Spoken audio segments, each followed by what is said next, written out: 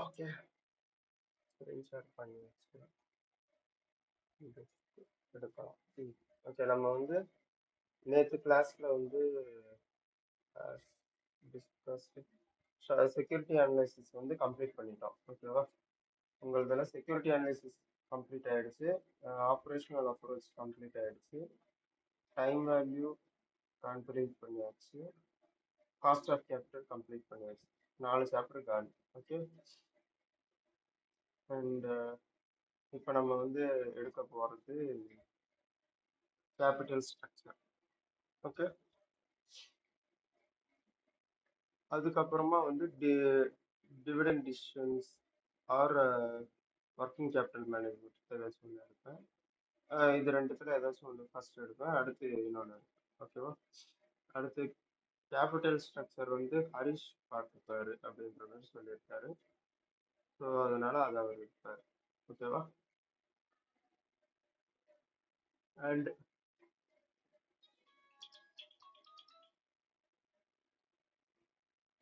நம்ம capital budgeting வந்து அவர் பார்த்துப்பாருன்னு சொன்னார். சாரி, கேபிட்டல் ஸ்ட்ரக்சர் நான் பார்க்குறேன். இப்போ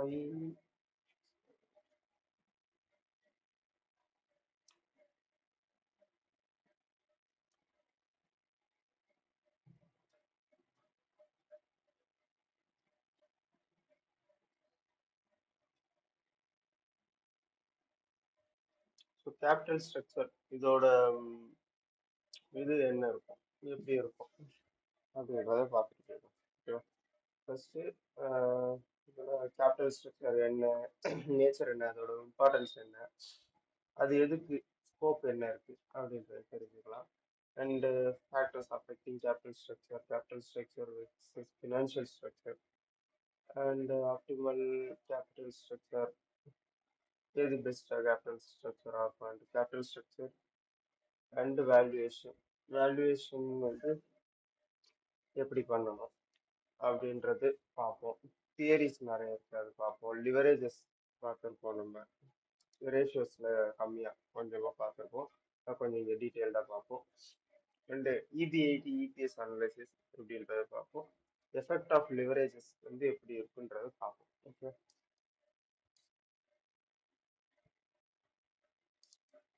ஸோ இதில் வந்து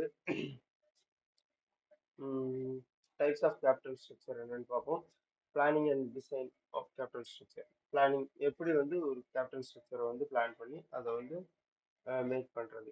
அண்டு அதில் வந்து நிறைய அப்ரோச்சஸ் இருக்கு, தியரிஸ் இருக்கு. ஓகே, ஸோ இந்த 4 தியரிஸ் வந்து பார்ப்போம். இது வந்து ஒவ்வொன்றும் பார்த்தீங்கன்னா ஒவ்வொரு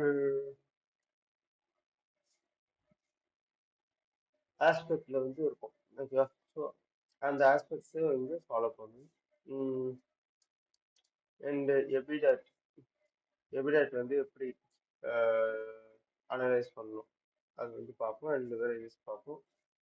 அண்ட் ஹமாடா ஈக்குவேஷன்ஸ் சம்திங் இருக்கு, அதையும் பார்ப்போம். ஓகே, ஸோ இன்ட்ரடக்ஷன் போயிடுவோமா? இன்ட்ரடக்ஷன்ல என்ன கொடுத்துருக்காங்க, given the capital budgeting decision of the firm. So இது கேபிட்டல் பட்ஜெட்டிங் டிசிஷன் பேஸ் பண்ணி கேபிட்டல் ஸ்ட்ரக்சர் அப்படின்றத இது பண்ணுவாங்க. கேபிட்டல் பட்ஜெட்டிங்னா ஒன்றும் கிடையாது, நம்ம ஒரு பொருள் வாங்கலாமா வேணாமா, ஐ மீன் ஒரு மிஷினரி இன்வெஸ்ட் பண்ணலாமா வேணாமா அப்படின்ற ஒரு டிசிஷன் எடுப்பாங்க. ஒரு மிஷினரியை ரீப்ளேஸ் பண்ணலாமா வேணாமா, இந்த ப்ராஜெக்ட் எடுக்கலாமா வேணாமா, இதை வந்து ஃபைன் பண்றது தான் கேபிட்டல் பட்ஜெட்டிங்ல பார்ப்பீங்க. அது வந்து டீட்டெயில்டா வந்து ஹரிஷ் வந்து எடுப்பார். ஓகேவா? ஸோ கேபிட்டல் பட்ஜெட்டிங்ல ஒரு டிசிஷன் எடுத்திருப்போம், அந்த டிசிஷனை என்ன பண்ணும், it has to decide the way in which the capital projects will be financed. So இது எல்லாத்தையும் ஃபினான்ஸ் பண்ணணும்ல, அது எப்படி பண்ணுவோம் அப்படின்றத நம்ம வந்து பார்ப்போம். ஓகேவா? ஸோ கேபிட்டல் பட்ஜெட்டிங்கிறது ஒரு ஒரு மிஷினரி வாங்கணும், ஒரு மிஷினரி ரீப்ளேஸ் பண்ணணும் அப்படின்றோம். பட் அந்த மிஷினரி ரீப்ளேஸ் பண்றதுக்கு காசு எங்கேருந்து வரும், ஸோ அது எப்படி வரும் அப்படின்றது ஒரு பிளான் பண்ணுவோம். Every time the firm makes an investment decision, it has to take a financing decision also. For example, a decision to purchase a machinery of plant implies specific ways of financing that project. Should the firm employ equity or debt or both? What may be its implications? What is the appropriate mix of debt and equity? There are some questions that firm needs to answer before taking up a financial decision. So இப்போ ஒரு machinery வாங்குறோம் அப்படின்னும்போது அந்த மிஷினரிக்கு கா காசு தேவை அது வாங்குறதுக்கு. அந்த காசுக்கு நமக்கு வந்து சோர்ஸ் வந்து தேவை. அது வந்து டெப்டா, ஈக்விட்டியா? டெப்ட் இன் த சென்ஸ் அவங்க வந்து லோனு எல்லாத்தையும் சேர்த்து தான் சொல்றாங்க. லோனு, டிபெஞ்சர்ஸ் அண்ட்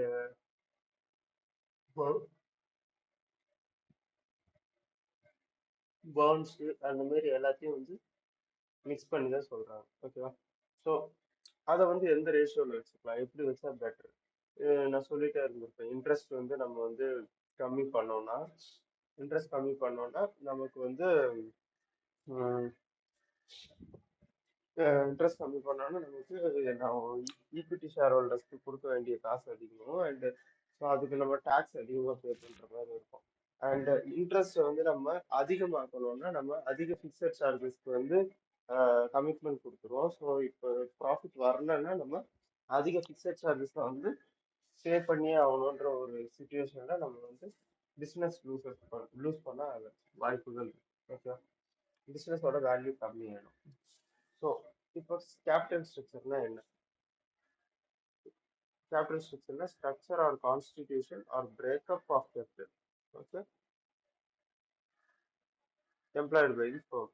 இப்போ கேபிட்டல் வந்து ஈக்விட்டி, டெப்ட், டெப்ட்ல வந்து டிபெஞ்சர்ஸ், டெப்ட், லோனு, இந்த மாதிரி எல்லாமே இருக்குது. ஸோ இது வந்து எப்படி வந்து நம்ம இது பண்ணலாம்? ஓகேவா? எப்படி வந்து நம்ம எந்த ரேஷியோல வச்சுக்கலாம் அப்படின்றத பார்ப்போம். தி capital employed consists of both the owner's capital and the debt capital provided by the lender. Debt capital is understood here to mean the long-term debt which has been deployed to build long-term assets. Apart from the elements of equity and debt in this capital structure, a firm could have a quasi-equity in the form of convertible debt. Convertible டெப்ட்னா அந்த டெப்டை வந்து நீங்க at some பாயிண்ட்ல வந்து நீங்க convert பண்ணி ஈக்விட்டியா மாத்திடுவீங்க. So அதுதான் வந்து கன்வெர்டபிள் டெப்ட். அந்த மாதிரியும் வச்சுக்கலாம் அப்படின்ற மாதிரி சொல்றாங்க. ஓகே, ஸோ டெப்ட், ஈக்விட்டி, கன்வெர்டபிள் டெப்ட். ஓகே, இதுதான் வந்து டைப்ஸ் வந்து இப்போதைக்கு சொல்றாங்க. Okay, the financing or capital structure decision is a significant managerial decision as it influences the shareholders' return and risk. Consequently, the market value of the share may be affected by the capital structure decision. So இப்போ capital structure decisions வந்து பார்த்தீங்கன்னா ஒரு share ஹோல்டரோட ரிஸ்கையும் ரிட்டர்னையும் determine பண்ணும் அப்படின்றது சொல்றாங்க. அதாவது அவங்களோட risk and return வந்து அவங்க எக்ஸ்பெக்ட் பண்றத வந்து டிசைட் பண்ணும். இப்போ ஒரு கம்பெனி டெப்டே இல்லை அப்படின்னா அந்த கம்பெனியோட மொத்த ப்ராஃபிட்டும் ஷேர் ஹோல்டர்ஸ்க்கு தான். ஓகே, அப்போ அந்த ஷேர் ஹோல்டர்ஸ் வந்து அவனுக்கு ஃபிக்ஸட் கமிட்மெண்ட் இல்லை, ஸோ தட் அவன் எனக்கு டிவிடெண்ட் கொடுக்கறதுக்கு சான்சஸ் இருக்கு அப்படின்ற ஒரு இதில் அவங்க வந்து இன்வெஸ்ட் பண்ணுவாங்க. இதுவே வந்து ஒரு கம்பெனி நிறைய டெப்ட் வச்சிருக்கு, பட் அதை வந்து மேனேஜ் பண்ற அளவுக்கு இவங்களுக்கு எது இருக்குன்னா அப்போ ஆஃப்டர் டேக்ஸ் இது வந்து வேல்யூ வந்து வரும் நிறைய. So after tax value without டெப்ட் வித் டெப்ட்னு பார்க்கும்போது ஆஃப்டர் டேக்ஸ் வேல்யூ வந்து வரும். ஸோ அதனால அவங்களுக்கு ஒரு சின்ன பெனிஃபிட் இருக்கு. இதுவே வந்து ஃபுல்லி டெப்டா இருக்குன்னா அவன் வந்து கடன் வாங்கி அவனே பண்ணிட்டு இருக்கான், அவன் லாஸ் ஆயிட்டா என்ன பண்ணுவான் அப்படின்ட்டு நிறைய பேர் பண்ண மாட்டாங்க. ஸோ அதிக டெப்ட் வச்சிருக்கிறதும் வந்து ஒரு ப்ராப்ளமாக தான் இருக்கும். ஸோ இதெல்லாமே வந்து பார்த்தீங்கன்னா மார்க்கெட்டை வந்து அஃபெக்ட் பண்ணும். Market in the sense share holders வந்து அந்த ஆட்ரிபியூட்ஸ் எல்லாம் பார்த்துட்டு தான் அவங்க வந்து ஷேர் வாங்கலாமா வேணாமா அப்படின்றத பார்ப்பாங்க. ஸோ அப்படி பார்க்கும்போது ஷேர் ஹோல்டர்ஸ் வந்து வாங்க வேணாம்னு டிசைட் பண்ணிட்டாங்கன்னா அப்போ அது வந்து மார்க்கெட்ல ஷேர் ப்ரைஸை வந்து ரெடியூஸ் பண்ணிடும். ஸோ இவங்களோட ரெவென்யூ வந்து கம்மியாகும். ஓகேவா? So definition of capital structure. Capital ஸ்ட்ரக்சருக்கு டெஃபினிஷன்ஸ் கொடுத்துருக்காங்க. ஸோ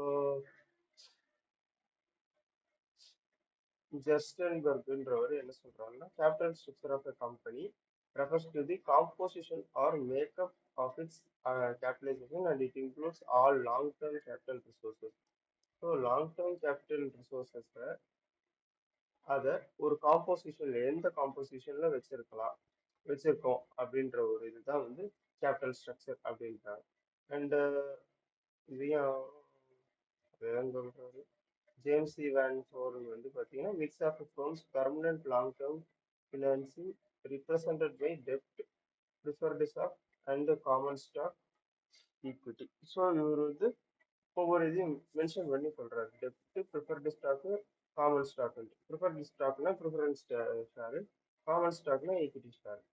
ஸோ இந்த மூணு இதுல எந்த மிக்ஸ்ல வந்து வச்சிருக்காங்க லாங் டேர்ம் இது அது வச்சிருக்காங்கன்றத சொல்றதுதான் கேபிட்டல் ஸ்ட்ரக்சர் அப்படின்றாங்க. ஓகே, ஸோ கேபிட்டல் ஸ்ட்ரக்சர்ல என்னென்ன இருக்கு? ஸோ 4 டைப்ஸ் இருக்கு. ஃபர்ஸ்ட் வந்து horizontal capital structure. Okay, horizontal capital ஸ்ட்ரக்சர்ல form as zero depth component. Horizontal வரும்போது அவங்க வந்து டெப்த் காம்பனன்ட் ஜீரோவா வச்சிருப்பாங்க. The structure is quite stable. Expansion of the firm takes in a lateral manner through equity or retained earnings only. The absence of debt results in lack of financial leverage. Probability of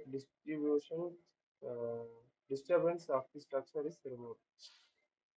so இப்போ horizontal ஸ்ட்ரக்சர்னும் போது இங்க நீங்க equity வச்சிருக்கீங்க and அவங்க ஈக்விட்டிக்கான retain earnings இருக்கும். அதாவது ஈக்விட்டிக்கான தான் retain earnings வச்சிருக்கீங்க. இதை மட்டுமே நீங்க யூஸ் பண்ணி நீங்க வந்து இன்வெஸ்ட்மெண்ட்ஸ் வந்து பண்ணி இன்வெஸ்ட்மெண்ட் இன் த சென்ஸ் பிஸ்னஸ்ல இன்வெஸ்ட்மெண்ட்ஸ் பண்ணி நீங்க ஃபர்தரா வந்து க்ரோ பண்ணுவீங்க. அண்ட் இந்த இடத்துல ஃபினான்ஷியல் லிவரேஜ் வந்து இருக்காது அப்படின்றாங்க. லிவரேஜ்ன்றது நான் என்ன சொன்னேன், ஒரு ஃபிக்ஸட் காஸ்டோட எஃபெக்ட்னால ஒரு ப்ராஃபிட் வந்து அதிகமாகிறதோ கம்மியாகிறதோ வந்து அஃபெக்ட் பண்றது தான் வந்து லிவரேஜ்னு சொல்லியிருக்கேன். அந்த ஃபிக்ஸட் காஸ்ட் 2 வேஸ்ல இருக்கு. ஒன்று ஆப்ரேட்டிங் ஃபிக்ஸட் காஸ்ட், இன்னொன்று வந்து financing fixed cost. Operating fixed காஸ்ட்னு போது நம்ம ரெண்ட், எலக்ட்ரிசிட்டி அந்த மாதிரி போயிடும். ஃபினான்சிங் ஃபிக்ஸட் காஸ்ட்னு போது இந்த இன்ட்ரெஸ்ட். ஓகேவா? ஸோ இங்கே டெப்ட் இல்லாத போது இன்ட்ரெஸ்டே பே பண்ண தேவையில்லை. அது ஃபிக்ஸட் இன்ட்ரெஸ்டே பே பண்ண தேவையில்லை. ஓகேவா? ஸோ அவங்க ஈக்விட்டி வச்சிருக்கிறவங்களுக்கு டிவிடெண்ட் கொடுக்கலாம், கொடுக்காம இருக்கலாம். அப்படி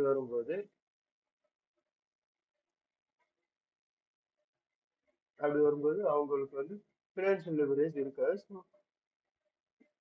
ஃபினான்ஷியல் லிவரேஜ் சம்டைம்ஸ் வந்து ப்ராஃபிட் வந்து தூக்கி விடும். அது என்னன்றது நம்ம லிவரேஜ் அனாலிசிஸ் பார்க்கும்போது பார்ப்போம். ஓகே, இப்போ சொன்னால் கன்ஃபியூசிங் ஆகிடும்.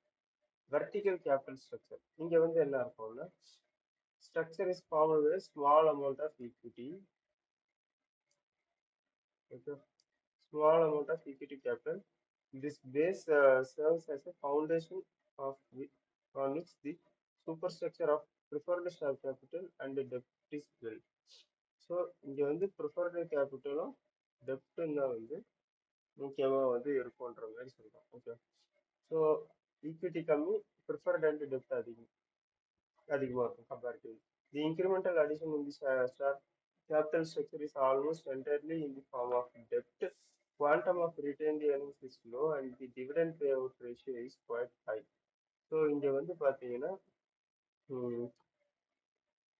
இந்த டெப்ட் ஃபார்ம்ல போகும்போது நமக்கு வந்து ரீட்டைன்ட் ஏர்னிங்ஸ் கம்மியாக தான் இருக்கும். ஏன்னா நம்ம இருக்கிற காஸ்ட்டை ஃபுல்லாக நம்ம வந்து ஃபிக்ஸட் காஸ்ட்டுக்கே கொடுத்துட்டு இருந்திருப்போம். ஸோ கம்பேரிட்டிவ்லி ரீட்டைன்ட் ஏர்னிங்ஸ் வந்து கம்மியாக இருக்கும் இதுவே அவங்க ஈக்விட்டியாக போயிட்டு இருந்திருந்தாங்கன்னா.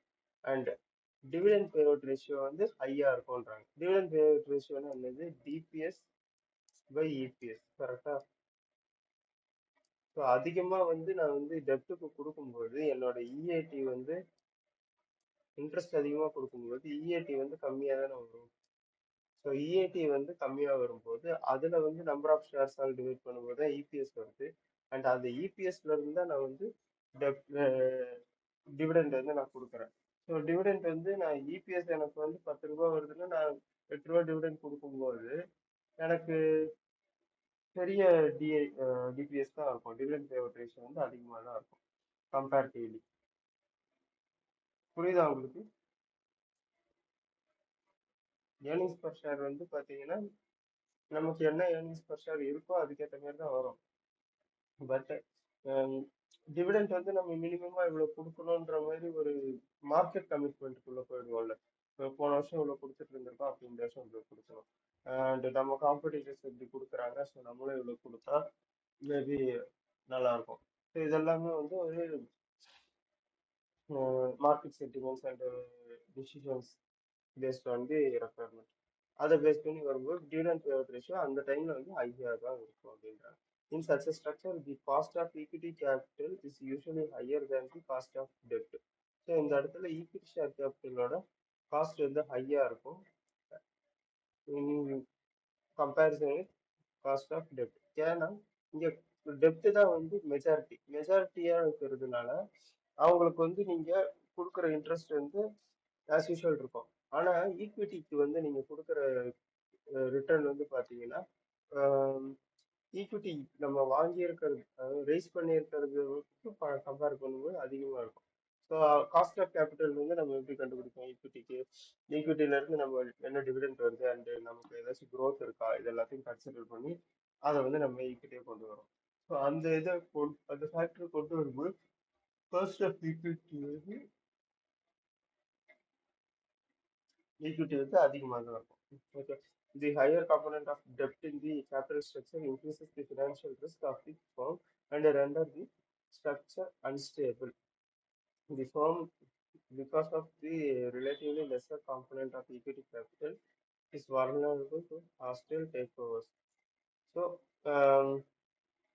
equity share capitals கம்மியா இருக்கிறதுனால அவங்கள வந்து டேக் ஓவர் பண்றதுக்கு வந்து பாத்தீங்கன்னா கம்மியான சான்சஸ் தான் இருக்கு. ஓகேவா? ஏன்னா டேக் ஓவர் பண்ணோம்னா ஒரு கம்பெனியோட ஸ்டேக் வந்து ஆஹ் இவ்வளோ ஸ்டேக் வந்து அவங்க வந்து வச்சிருக்கணும். ஸோ அப்படி ஸ்டேக் வந்து கம்மியாக தான் வச்சிருக்கு, ஈக்விட்டியே கம்மியாக தான் இருக்கணும் போது அந்த ஸ்டேக் அவங்க வச்சு அவங்க வந்து ஓன் பண்ண முடியாது அப்படின்றது தான் வந்து பாயிண்ட். ஓகே.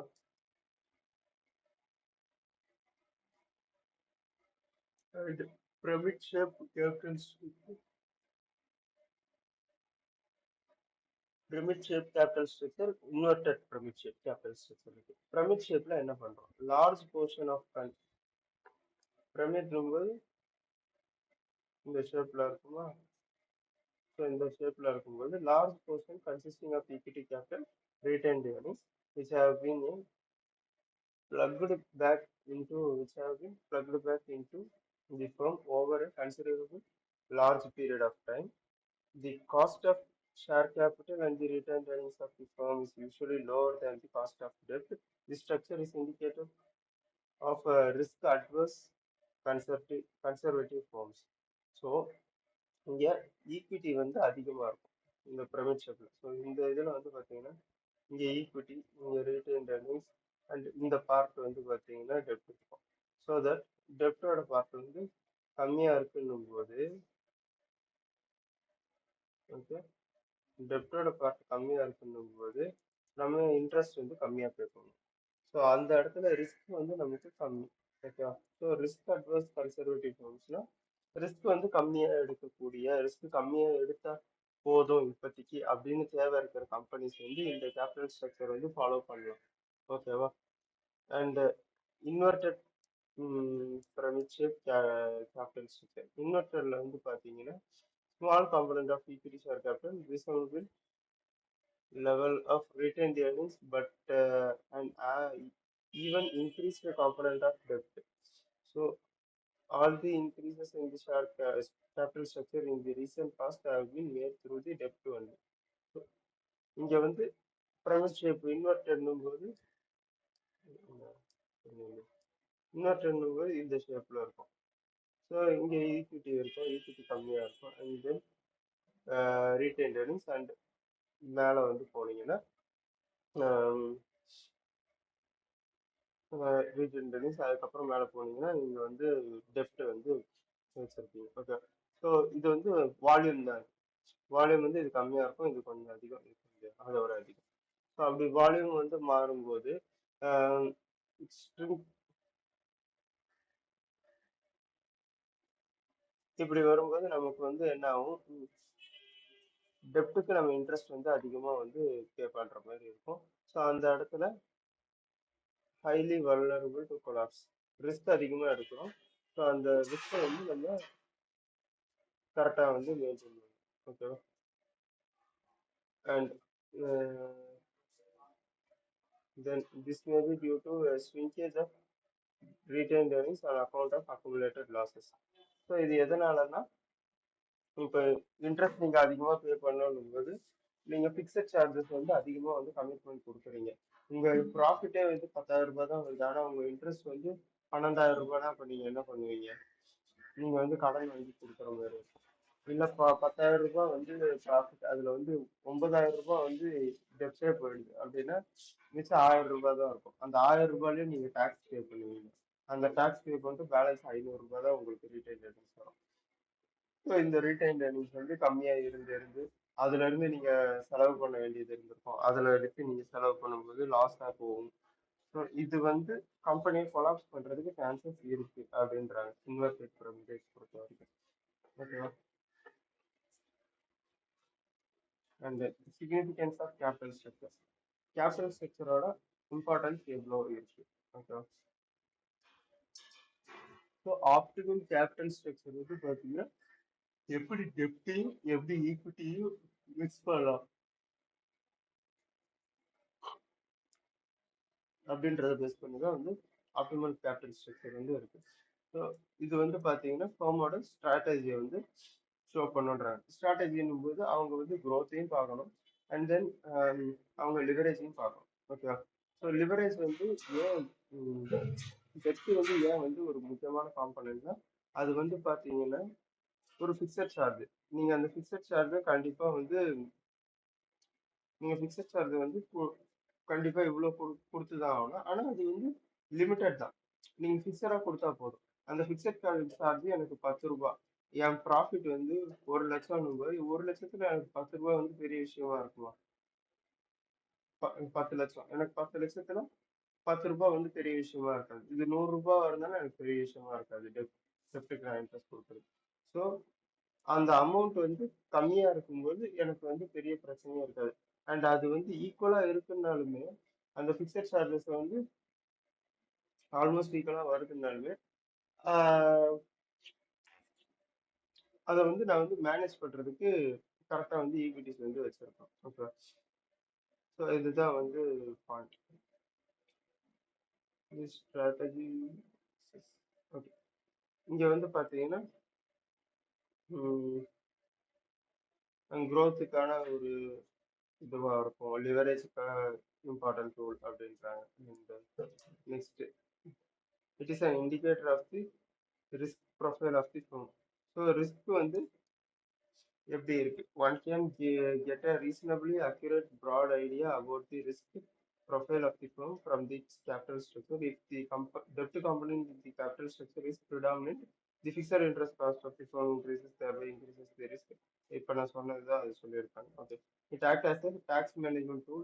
ஸோ நீங்க வந்து டேக்ஸை வந்து மேனேஜ் பண்றதுக்கு டெப்ட் வந்து ஒரு இம்பார்ட்டண்ட்டான இது.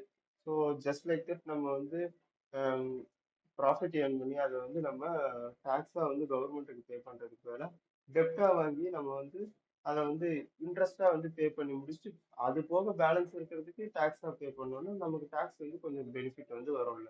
ஸோ இந்த ஒரு டிசிஷன்ஸ்லாம் வந்து எடுக்கிறதுக்கு தான் நம்மள மாதிரி ப்ரொஃபஷனல்ஸ் வந்து வரோம். ஓகேவா? ஸோ இந்த கேபிட்டல் ஸ்ட்ரக்சர் எப்படி இருக்கணும், அது வந்து எது வந்து better? So FM having a healthy growth in the operating profits வந்து அவங்களுக்கு வந்து பார்த்தீங்கன்னா டெப்ட் வந்து இருக்கிறது better. Okay. So it helps to brighten the image of the firm. So a firm can build on the retained earnings component of the capital structure by issuing Share capital at a premium to a spread out base of small investors. So இப்போ இங்க வந்து ப்ரீமியம்ல இது பண்ணி அவங்க return earnings வந்து earn பண்ணலாம். எப்படி அப்படின்னா கரெக்டான ஈக்விட்டி வந்து மேனேஜ் பண்ணியிருந்தாங்க.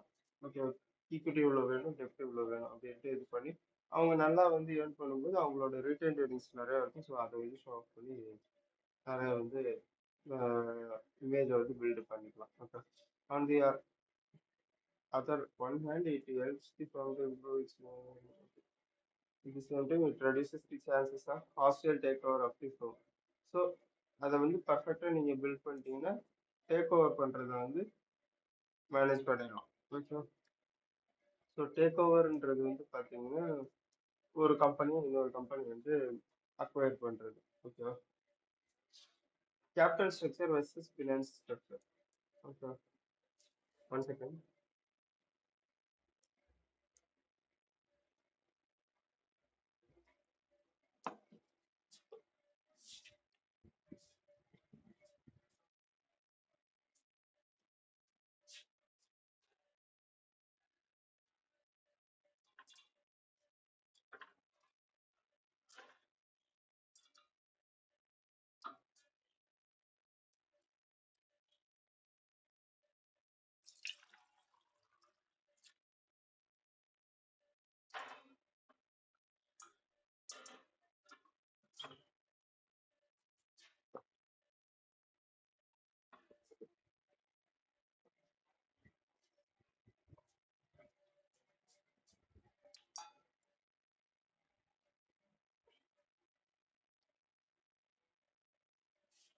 Okay, capital structure versus finance structure.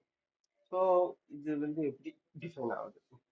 In engineering, structure refers to the different parts of the building and thus in financial terms, finance structure refers to all the common components of finance in the organization. In simple terms, finance structure consists of all the assets, all liabilities, and the capital. The manner in which an organization's assets are financed is referred to as its finance structure. There are some similarities between capital structure and finance structure. However, there are many differences also. So, finance structureன்றது என்ன சொல்றாங்க? Assets, liabilities, capital இது எல்லாத்தையும் consist பண்ணது தான் வந்து finance structure. அது எப்படி இருக்கணும்னு. ஸோ இப்போ நீங்கள் அசட்ஸை வந்து ஸ்ட்ரக்சர் பண்ணிட்டீங்கனாலே அதுக்கேற்ற மாரி லைபிலிட்டிஸும் வந்து ஸ்ட்ரக்சர் ஆகும். இல்லை லைபிலிட்டிஸ் இந்த கேபிட்டலில் வந்து நீங்கள் ஸ்ட்ரக்சர் பண்ணிட்டீங்கனாலே அசட்ஸ் வந்து ஸ்ட்ரக்சர் ஆகிடும். ஸோ ஃபினான்ஸ் ஸ்ட்ரக்சர் உள்ளதான் வந்து இந்த கேபிட்டல் ஸ்ட்ரக்சர் ப்ராபபிளி வரும். ஓகேவா, if you take a look into the balance sheet of the company, the entire left hand side includes the liabilities plus equity. It is called the finance structure of the company, and it contains all the long-term and short-term sources of the capital. On the other hand, capital structure is a sum of all the long-term sources of capital, and thus is a part of the finance structure. Okay, இப்போ இதுதான் நான் இப்போ சொன்னேன். Okay, so short term long term எல்லாத்தையும் வந்து finance structure cover பண்ணிடும். Total liability side, liability side cover ஆயிடுச்சுனாலே அதுக்கு ஈக்குவலாக வந்து அசட் சைடு வந்து கிரியேட் ஆகும். Okay, so in the form of cash R in the form of any other இதில் வந்து நம்ம வந்து கவர் பண்ணிடுவோம். Okay, and it includes dept, long term dept, prefer share capital, equity எல்லாம் வரும் அப்படின்றது சொல்கிறாங்க. Okay, okay, so balance sheet, இந்த பேலன்ஸ் ஷீட் தான் நீங்க இந்த மாடல் தானே பார்ப்பீங்க நோட்ஸ் டு அக்கௌண்ட்ஸ்.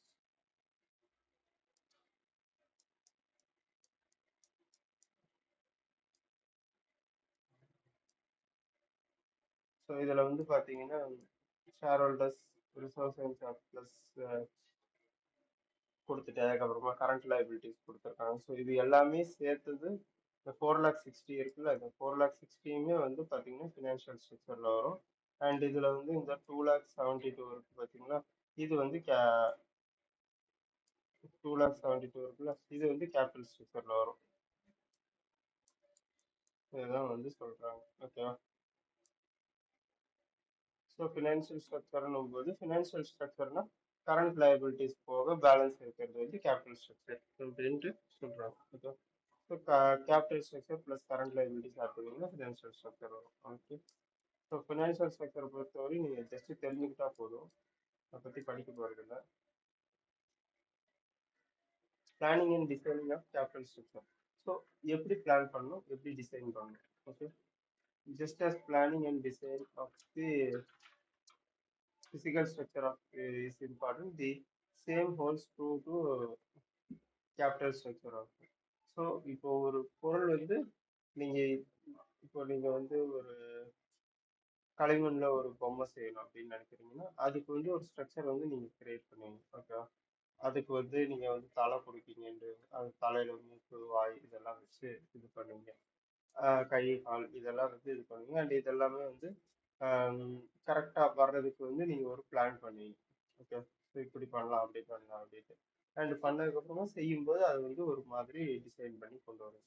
சிமிலர்லி இங்க வந்து பாத்தீங்கன்னா கேபிட்டல் ஸ்ட்ரக்சரையும் நீங்க ரெடி பண்ணும்போது அந்த மாதிரி தான் பண்ணுவீங்க. கேபிட்டல் ஸ்ட்ரக்சரை எப்படி வந்து ரெடி பண்ணுவோம்? as well it thought out plan for capital structure supplemented by the capital discount ensures the primary goal of the firm. Maximization of the shareholders' wealth is easily achieved. So இங்கே maximisation of shareholders wealth தான் வந்து major requirement. ஓகேவா? So at the end வந்து share holders தான் வந்து நமக்கு invest பண்றாங்க and அவங்களுக்கு அதிக ரிட்டர்ன் வரணும். அந்த மாதிரி வந்து டெப்ட் அண்ட் ஈக்விட்டியை வந்து ரேஷியோட மெயின்டைன் பண்ணணும். So planning of the capital structure is preliminary activity and it might commences as early at the time of the incorporation of the firm.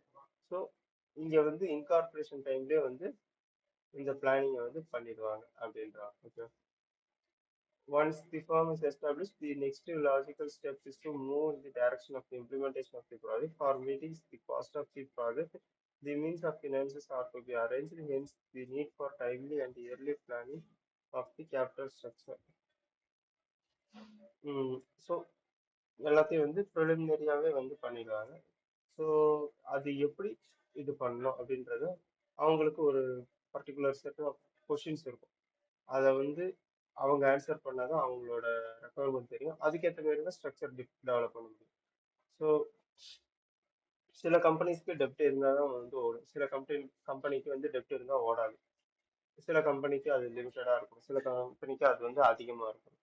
So இது எல்லாமே வந்து based on the requirements. So management of the company வந்து என்ன பண்ணணும்னா இந்த மாதிரி கொஷின்ஸை வந்து இது பண்ணணும். How should the investment project be finance? So investment project வந்து எப்படி வந்து ஃபினான்ஸ் பண்ண போகிறோம். Okay, how does the way in which the investment project are financed matter?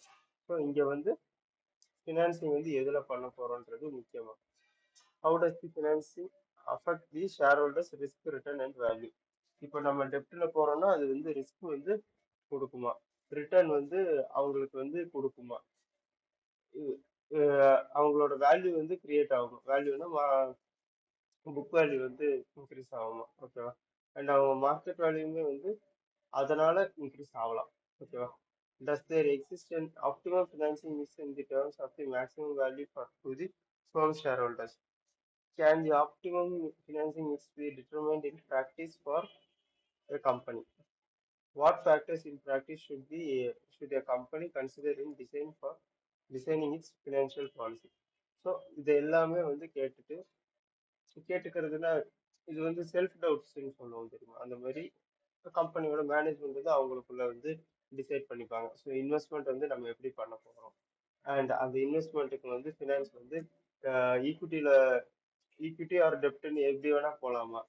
And அதுக்கு வந்து நம்ம செக் பண்ணி பார்ப்போம், ஈக்விட்டியில இதான காஸ்ட் எப்படி இருக்கு, டெப்டில் இதான காஸ்ட் எப்படி ஆகுது அப்படின்றத வந்து சம் வேல்யூ வந்து ரைஸ் பண்றதுக்கு போட்டு பார்ப்போம். அதுல வந்து எது பெஸ்ட் ரிசல்ட் வருதோ அதை வந்து நம்ம வந்து கேரி பண்ணுறோம். அண்ட் அதோட வந்து வேரியஸ் காம்பினேஷன்ஸ் வந்து போவோம், அந்த காம்பினேஷன்ஸ் வந்து எப்படி வந்து ரியாக்ட் பண்ணுது, அதை வந்து எப்படி வந்து பெனிஃபிட்ஸ் கொடுக்குதா இல்லையா, இது எல்லாத்தையும் நம்ம செக் பண்ணி அதுக்கப்புறம் தான் வந்து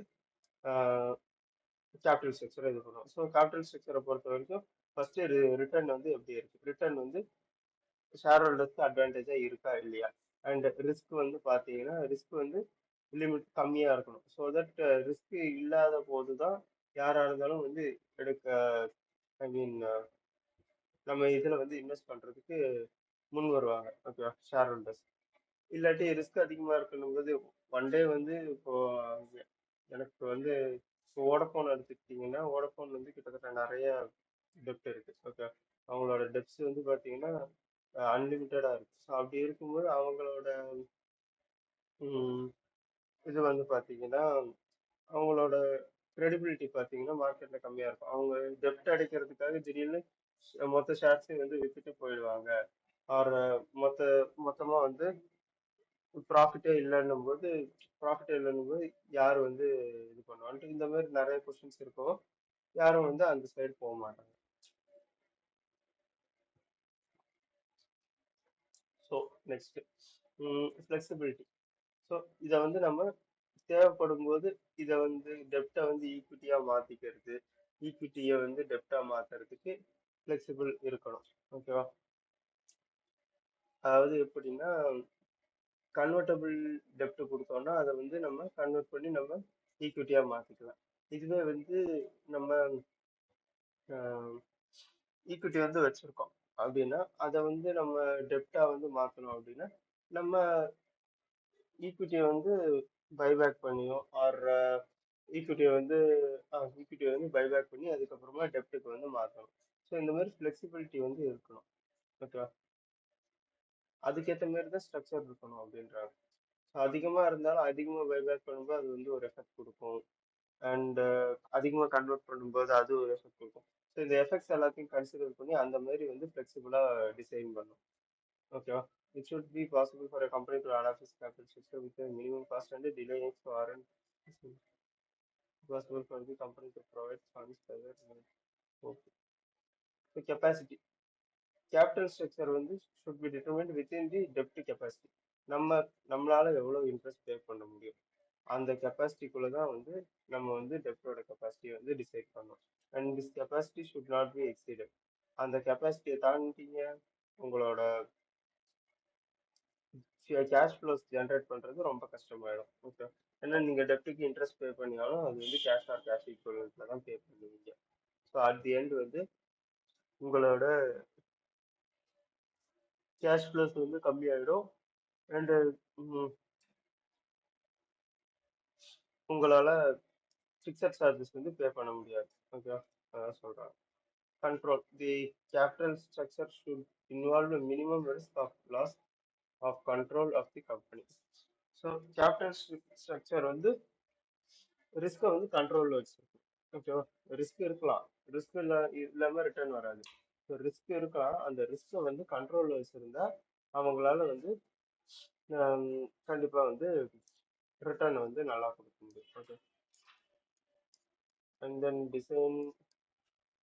டிசைன் வந்து ஃபங்க்ஷனலி ஃப்ளெக்சிபிளா இருக்கணும். அண்ட் இதெல்லாம் தான் சொல்லியிருக்காங்க. Okay, so optimum capital structure factors influencing capital structure இதெல்லாம் வந்து சிம்பிள் கான்செப்ட்ஸாகவே போகும். இதை வந்து நீங்களே பாருங்க. ஓகேவா? ஸோ இதில் வந்து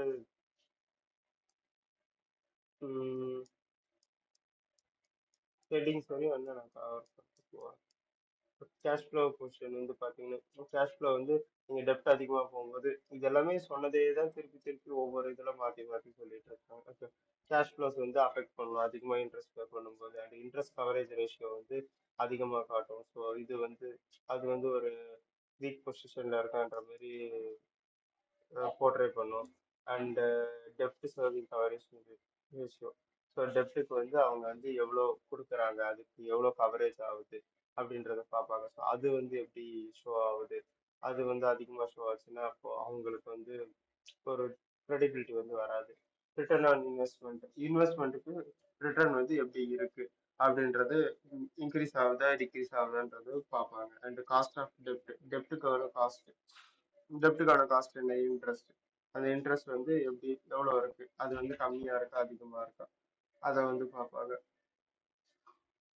அண்ட் டேக்ஸ் ரேட்ஸ் வந்து ஹையா இருக்கும்போது நம்ம வந்து டெப்ட் வந்து அந்த டேக்ஸை வந்து டிக்ரீஸ் பண்ணி விடும். ஸோ அந்த அளவுக்கு டெப்ட் வந்து நம்ம வச்சிருக்கோமா, எந்த அளவுக்கு டெப்ட் வச்சா நம்ம டேக்ஸ் ரேட்ஸும் டிக்ரீஸ் ஆகணும் அண்ட் ஃபிக்ஸட் காஸ்ட்டும் வந்து ஆப்டிமமாக இருக்கும். அதை வந்து நம்ம பார்த்து கொண்டு வரணும். Okay, and cost of equity capital. So டெப்ட்டுக்கு நம்ம காஸ்ட் வந்து கொடுக்கறத பேஸ் பண்ணி ஈக்விட்டி கேபிட்டலுக்கான காஸ்ட்டும் வந்து மாறும். ஓகேவா? And flotation cost. இப்போ நீங்கள் கன்வெர்ட்டபிள் பண்றீங்க அண்ட் இது ரெடீம் பண்றீங்க பைபேக் பண்றீங்க இது எல்லாத்துக்குமே வந்து ஒரு சார்ஜஸ் வந்து வரும். ஸோ அந்த ஃப்ளோட்டேஷன் காஸ்ட் வந்து நம்ம ரெடியூஸ் பண்ணி வச்சிருந்தா பெட்டர். ஓகேவா? ஸோ தட் அட்ராக்ட் ஆவாங்க share share holders. Risk consideration there are always two types of risk. ஒன்று வந்து ஆப்ரேஷனல் ரிஸ்க், இன்னொன்று ஃபினான்ஷியல் ரிஸ்க். ஸோ ஆப்ரேஷனல் ரிஸ்க்ன்றது ரெண்ட், சேலரி, இன்சூரன்ஸ் இந்த மாதிரி இதெல்லாம் அதாவது ஆப்ரேஷனல் ஃபிக்ஸட் காஸ்ட்னால வர்றது ஆப்ரேஷனல் ரிஸ்க். ஃபினான்ஷியல் ரிஸ்க்ன்றது இன்ட்ரெஸ்ட் அண்டு டிவிடெண்ட் இதெல்லாம் கொடுத்துருக்காங்க. ஓகே. ஸோ சொல்ல போனால் வந்து interest part. Okay. Financial wise வந்து கொடுக்குறது. ஸோ இது ரெண்டும் வந்து அஃபெக்ட் பண்ணும் அப்படின்றாங்க. ஓகே. ஃப்ளெக்சிபிலிட்டி ஃப்ளெக்சிபிலிட்டின்னும் போது அது ஃப்ளெக்சிபிள் ஈஸிலி கன்வெர்ட்டபுளாக இருக்கும். இதெல்லாம் தான் வந்து ஃப்ளெக்சிபிலிட்டி. கண்ட்ரோல் வந்து எப்படி இருக்கு அந்த இது எதுவும் சொல்லியிருக்கோம். Regulatory frame work. So regulatory frame ஒர்க்குன்னும் போது கவர்மெண்ட் வந்து சம் ரெகுலேஷன்ஸ் வந்து வச்சிருக்கு. ஃபார் இன்ஸ்டன்ஸ் பேங்கிங் கம்பெனிஸ் வந்து பார்த்தீங்கன்னா ஷேர் கேபிட்டல் மட்டும் வந்து வச்சிருக்கக்கூடாது. Not any not any other kind of security. So okay, banking companies வந்து ஷேர் கேபிட்டல் மட்டும் வச்சிருக்கணும். ஓகேவா? And other kind of securities வந்து வச்சிருக்கக்கூடாதுன்ட்டு இவங்க வந்து கவர்மெண்ட் வந்து ரெகுலேஷன்ஸ் வந்து வச்சிருக்கு. எதனாலன்னா பேங்கிங் கம்பெனிஸ் வந்து டெப்ட் இருந்ததுன்னா அவங்க டெப்ட் அடைக்கிறன்ற இதில் வந்து கஸ்டமர்ஸோட வேல்யூஸ் வந்து லூஸ் பண்ணுறதுக்கு சான்சஸ் இருக்கு. ஸோ அதனால அவங்க டெப்ட் வந்து கம்மியாக வச்சிருக்கணும். So similarly it is compulsory for the other companies to maintain a given டெப்ட் equity ratio while raising funds. இப்போ வந்து இதெல்லாம் வந்து ஒரு பேசிஸ். 2:1 2:1ன்னா டூ டைம்ஸ் ஆஃப் டெப்ட், ஒன் டைம் ஆஃப் ஈக்விட்டி. ஓகேவா? ஸோ 2:1, 4:1, 6:1 இதெல்லாம் வந்து பார்த்தீங்கன்னா ஒவ்வொரு இண்டஸ்ட்ரிக்கு கைட்லைன்ஸ் பேஸ் பண்ணி செபி வந்து சொல்லியிருப்பாங்க. ஸோ இந்த கைட்லைன்ஸ் பேஸ் பண்ணி தான் இன்வெஸ்டர்ஸும் செக் பண்ணுவாங்க இந்த கைட்லைன்ஸில் வந்து இவங்க மெயின்டைன் பண்ணுறாங்களா அப்படின்ட்டு. ஸோ அப்படி பண்ணும்போது அவங்களுக்கு வந்து ஒரு பெட்டர் அண்டர்ஸ்டாண்டிங் அண்ட் கான்ஃபிடன்ஸ் வந்து வரும். செபி செபி ரெக்கமெண்ட் பண்ணுதுன்னா அப்போ அந்த ரெக்கமெண்டேஷன்ல இருக்கிறது வந்து ஒரு ஆப்டிமல் ஸ்ட்ரக்சருக்கான இதுவாக தான் இருக்கும். ஸோ அது பேஸ் பண்ணி ஃபாலோ பண்றாங்க. ஸ்டாக் மார்க்கெட் கண்டிஷன்ஸ் எப்படி இருக்கு, அவங்க வந்து ரிஸ்கியா இருக்கா, அவங்க வந்து மார்க்கெட் எப்படி இருக்கு, புல்லிஷா இருக்கா, பியரிஷா இருக்கா, இதெல்லாம் பேஸ் பண்ணி மாறும். Okay. Capital structure of other companies வந்து எப்படி வந்து கேபிட்டல் ஸ்ட்ரக்சர் வச்சிருக்காங்க, அதாவது காம்படிட்டர்ஸ் அண்ட் நான் காம்படிட்டர்ஸ் வேற இண்டஸ்ட்ரியா இருந்தாலும் அவங்க எப்படி இது பண்றாங்க, அது நமக்கு செட் ஆகுமா, இதெல்லாம் பேஸ் பண்ணி அவங்க டிசைட் பண்ணுவாங்க. ஸோ நம்ம வந்து தியரிக்குள்ள போயிடலாம். ஓகே. இது வந்து பாத்தீங்கன்னா கேபிட்டல் ஸ்ட்ரக்சர் அண்ட் வேல்யூவேஷன் அது எப்படி வேல்யூ பண்ணுவோம் பண்ணதே தான் திருப்பி திருப்பி சொல்லிட்டு இருக்கோம். ஓகே. கேபிட்டல் ஸ்ட்ரக்சர் தியரிஸை பொறுத்த வரைக்கும் net income approach, net operating approach, traditional approach, Modigliani Miller approach. Okay.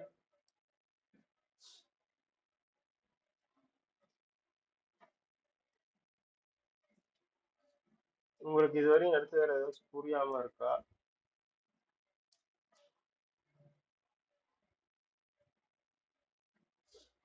ஜிபிக்கா எங்க போயிட்டாங்க? காணோம்.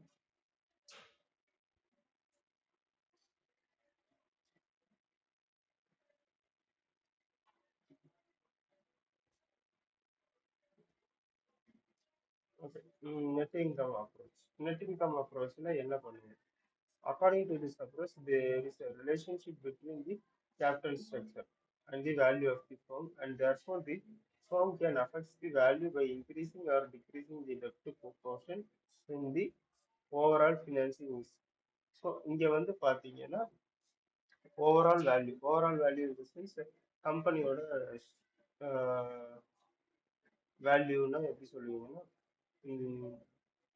அசட்ஸ் மைனஸ் லைபிலிட்டிஸ் சொல்லி நம்ம வந்து வேல்யூ பார்ப்போம். அதுதான் வந்து கம்பெனியோட பொசிஷன் என்ன அப்படின்றது பார்க்கறது, கம்பெனி எவ்வளோ சவுண்டா இருக்கு அப்படின்றது பார்க்கறது, அப்படிதான் பார்ப்போம். ஸோ அப்படி பார்க்கும்போது இங்க வந்து காஸ்ட் ஆஃப் டெப்ட் வந்து பாத்தீங்கன்னா காஸ்ட் ஆஃப் ஈக்விட்டி வந்து காஸ்ட் ஆஃப் ஈக்விட்டியை விட வந்து கம்மியா இருக்கணும். ஓகேவா?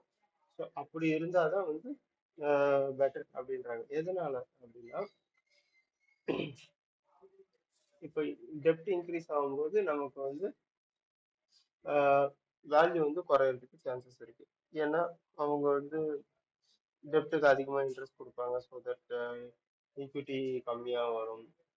ஸோ இது வந்து ஒரு எஃபெக்ட் ஆகும். ஸோ அதனால டெப்ட்டை வந்து கம்மியா வச்சிருக்கணும். காஸ்ட் ஆஃப் டெப்ட் போத் கேடி அண்ட் கேஇ.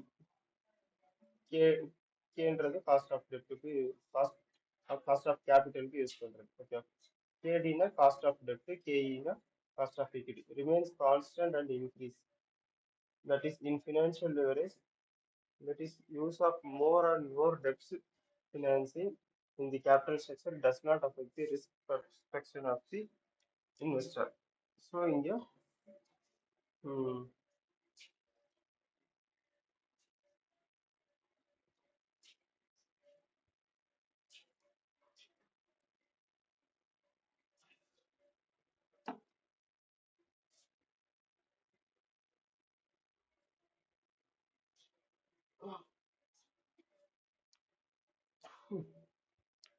okay.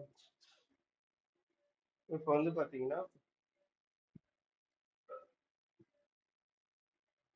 அவங்க என்ன சொல்றாங்கன்னா both KD and KE remains constant and increase. That is financial growth. Use of more and more debt financing in the capital structure does not affect the risk.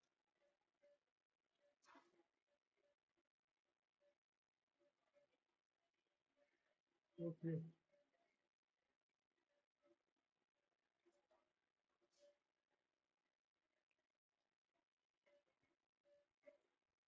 So இது மூணும் வந்து அசம்ஷன்ஸாக எடுக்கிறாங்க. ஓகேவா? Cost of டெப்ட் வந்து cost of ஈக்விட்டியோட கம்மியாக தான் இருக்கும். அண்டு காஸ்ட் ஆஃப் டெப்ட் அண்டு காஸ்ட் ஆஃப் ஈக்விட்டி வந்து கான்ஸ்டண்ட்டாக தான் இருக்கும். ஐ மீன் கான்ஸ்டண்ட்டாக தான் வந்து இருக்கும். அண்ட் ஃபினான்ஷியல் லிவரேஜை பொறுத்த வரைக்கும் இங்கே வந்து டெப்ட் வந்து இன்க்ரீஸ் ஆனாலும் இன்வெஸ்டரோட ரிஸ்க் பெர்ஸ்பெக்டிவ் வந்து மாறாது அப்படின்ற மாதிரி சொல்றாங்க. ஓகே, அது எதனாலன்னு நம்ம வந்து ஃபர்தரா பார்க்கலாம். Okay, under this approach the cost of debt capital KD and the cost of equity capital remains unchanged when the degree of leverage varies. Here S stands for the total capital structure and D வந்து பாத்தீங்கன்னா debentures, I mean debt, E வந்து equity.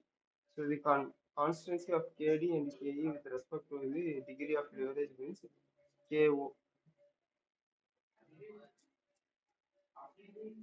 So இது வந்து cost of டெப்ட் and cost of equity வந்து எப்படி இதாகுதுன்றது வந்து பார்த்தீங்கன்னா கம்பைண்டா பார்க்கறது வந்து கேஓல வந்து பார்ப்போம். Okay, the average cost of capital measured by the following formula declines as the average degree of leverage increases. So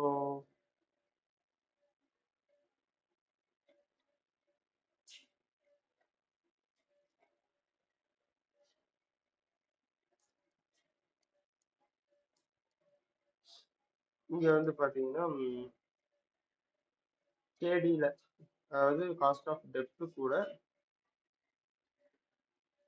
இது வந்து டெப்ட் போர்ஷன். ஓகே, டெப்ட் போர்ஷன் பை டோட்டல் போர்ஷன். நம்ம இப்போ இது வந்து எஸ் வேல்யூ. ஓகே, அது ஓவரால் கேபிட்டல்ல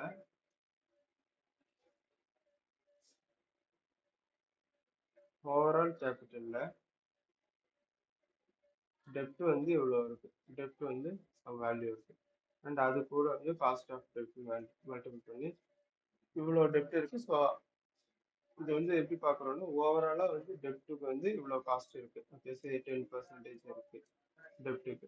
அண்ட் அந்த காஸ்ட் ஆஃப் டெப்ட் கூட நம்ம வந்து வேல்யூ டெப்ட் எவ்வளோ வேல்யூ வச்சிருக்கோமோ அந்த வேல்யூ போட்டு அதுக்கு வந்து எவ்வளோ வந்து காஸ்ட் வருது அப்படின்றத வந்து பார்க்குறோம்.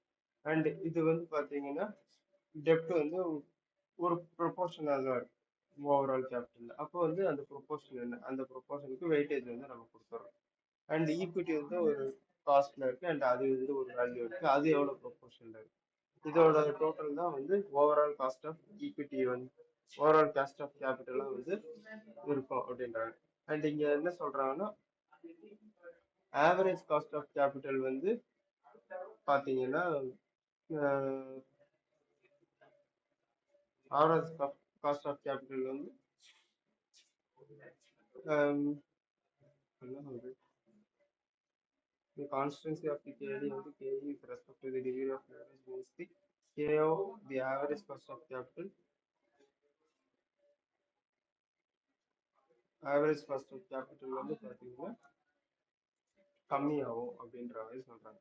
ஸோ இங்க வந்து இதோட காஸ்ட் ஆஃப் கேபிட்டலோட இது வந்து பாத்தீங்கன்னா ஈக்விட்டி கான்ஸ்டன்டா இருக்கு அண்ட் டெப்ட் வந்து கான்ஸ்டன்டா இருக்கு. அப்போ வந்து ஆவரேஜ் வந்து பாத்தீங்கன்னா இது வேல்யூ இன்க்ரீஸ் ஆக ஓவரால் காஸ்ட் ஆஃப் கேபிட்டல் வந்து கம்மியாகிட்டே போகும் அப்படின்றாங்க. ஸோ இதை வந்து ஒரு எக்ஸாம்பிளா வந்து எல்லாம் எடுத்து பார்ப்போம். ஓகே, அண்ட் கீழே ஒரு எக்ஸாம்பிள் கொடுத்துருக்காங்க, நம்ம அதே கூட பார்த்துக்கலாம். As our assumption is that the cost of debt and equity capital would not change with the change in the level of leverage. K is seen to go down with the increase in the proportion of the debt in the capital. So இங்க டெப்டும் increase ஆகுது, equity increase ஆகுதுன்னா இந்த cost of capital வந்து கம்மி ஆகிட்டே தான் போகுது. அந்த டெப்ட் மட்டும் இன்க்ரீஸ் ஆனது வந்து கம்மியாகும்னு சொல்றாங்க.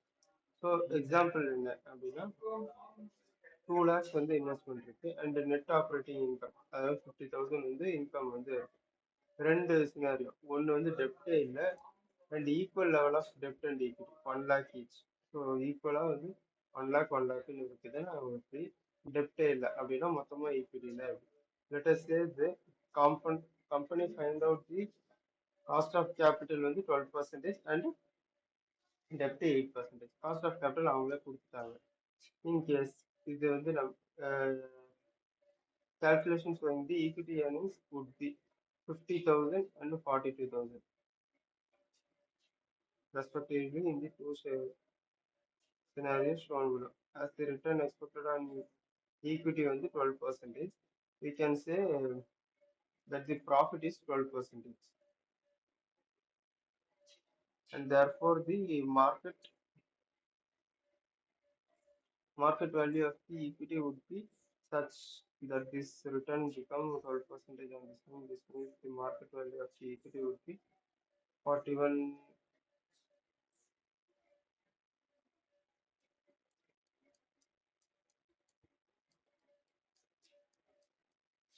ஸோ இதை நீங்கள் கீழே பார்த்துட்டு வந்தால் பெட்டராக புரியும். ஓகேவா? ஸோ நம்ம கீழே இந்த டேபிளை பார்த்துக்கலாம்.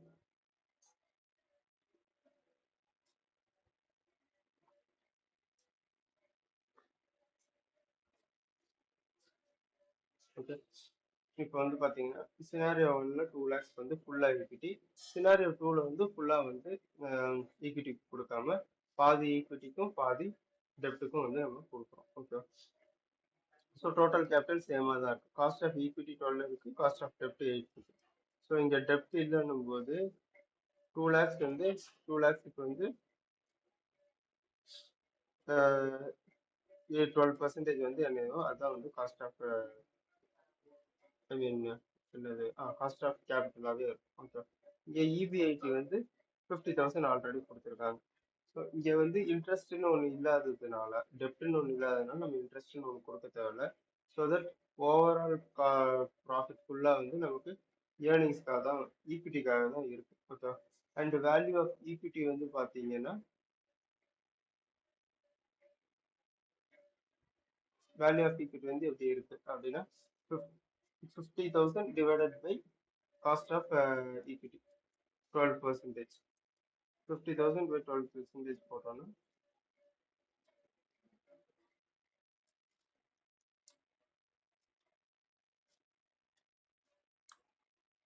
இந்த வேல்யூ வருது. ஓகே, வேல்யூ ஆஃப் ஈக்விட்டி என்ன அப்படின்றது நம்ம இங்க வந்து கண்டுபிடிச்சிட்டோம். அண்ட் இங்க டெப்ட் சைடு வந்து பார்த்தோம்னா 2 lakhs இருக்கு, அது வந்து 1 lakh 1 lakh பிரிஞ்சிருக்கு. டெப்ட்டுக்கு வந்து நம்ம இன்ட்ரெஸ்ட் பே பண்றோம். 1 lakhக்கு 8% போது நம்ம 8,000 வந்து பே பண்ணிடுறோம். பேலன்ஸ் வந்து 42,000 தான் வந்து அவைலபிளா இருக்கு. ஸோ 42,000 பை 12 போது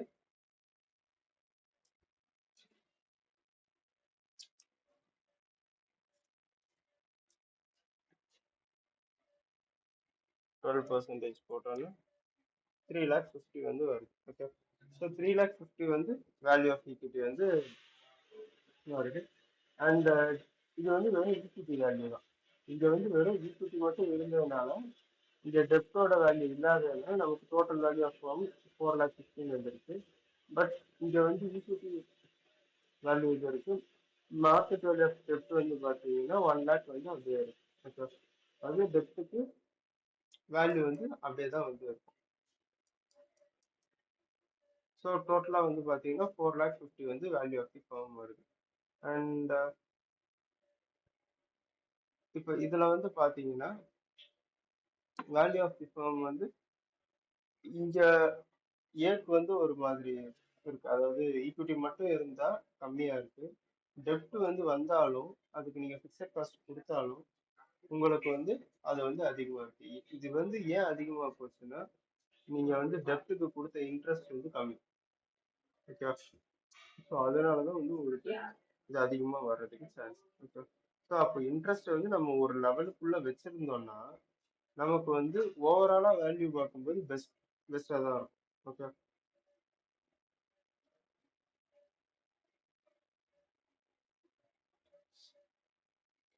so scenario A and scenario பின்ட்டு போட்டு கீழே வந்து ஆவரேஜ் காஸ்ட் ஆஃப் கேபிட்டல் எவ்வளோ அப்படின்றது கண்டுபிடிக்கலாம். Okay, so average cost of கேபிட்டலை பொறுத்த வரைக்கும் நம்ம என்ன பண்ணுவோம், காஸ்ட் ஆஃப் ஈக்விட்டி, இது வந்து காஸ்ட் ஆஃப் டெப்ட் ஃபர்ஸ்ட் போடுவோம். KD into D by D plus E plus KE into E by D plus. Okay,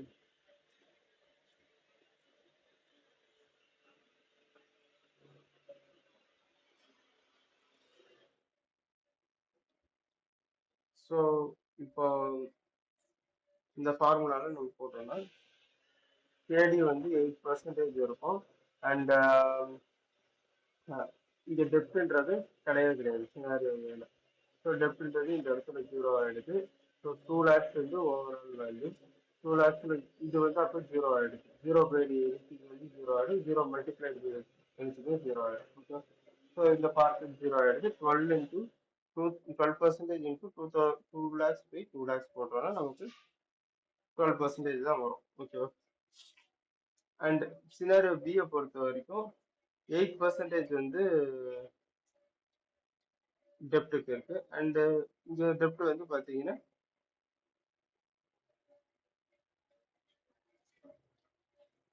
actually இங்க வேல்யூ ஆஃப் ஹோம் வந்து பாத்தீங்கன்னா 4,16,000 போட்டிருக்கணும்னு நினைக்கிறேன். ஆமா, இங்க வந்து 4,16,667 போட்டிருக்கணும். இங்கே 4,16,000, இங்க வந்து 3,50,000. இங்கே 4,16,000 தென் 4,16,000 தான் போட்டிருக்கணும்.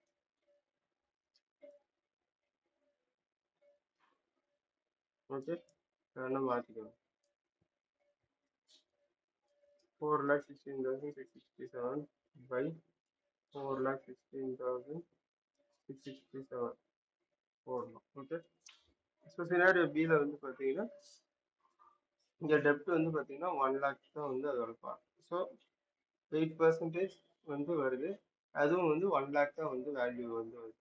ஏன் இங்கே வேல்யூ வந்து நம்ம கண்டுபிடிச்சோம் அப்படின்னா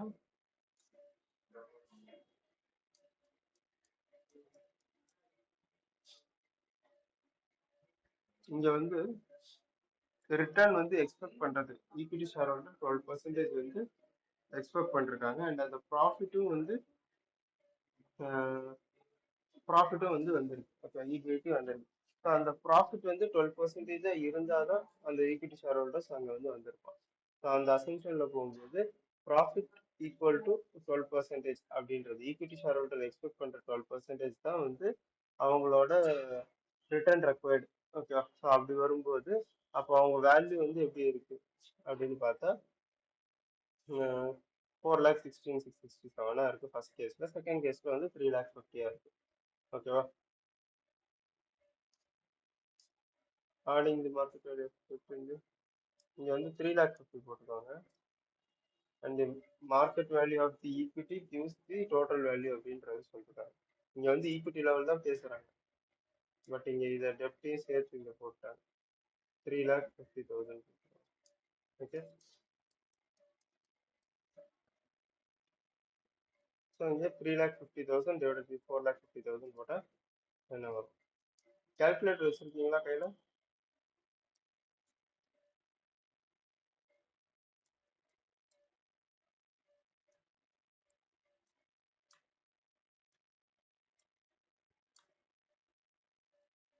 9.333 சம்திங் வருதா? அண்ட் மெமரி ப்ளஸ்ல போட்டு 1 lakh divided by 4,50,000 into 8%. So இதையும் மெமரி ப்ளஸ்ல போட்டு மெமரி ரெக்கார்ட் கொடுத்தா 11.10 எடுத்திருக்காங்க. 1 நம்ம பாயிண்ட் வந்து ரவுண்ட் பண்ணலாம் ரெண்டுத்துலேயுமே. ஸோ அதனால நமக்கு 1 வந்துடும். ஓகே, இங்க வந்து என்னென்ன நோட் பண்ணணும்? The cost of capital decreases the value of the firm would go up.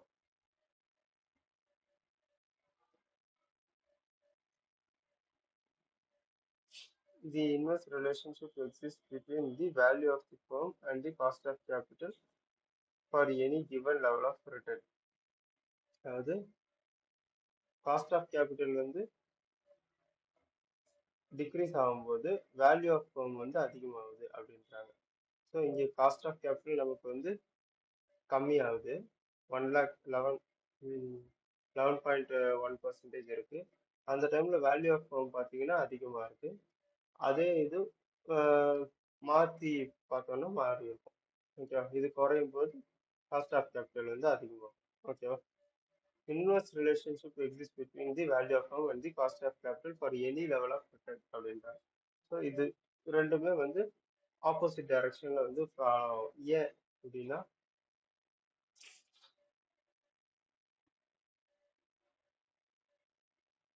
Hello இருக்கீங்களா?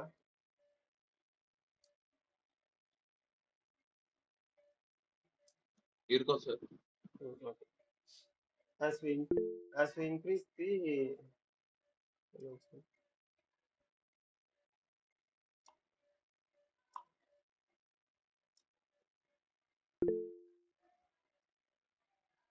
as we increase the level of debt in the company, the value of the firm go up even further.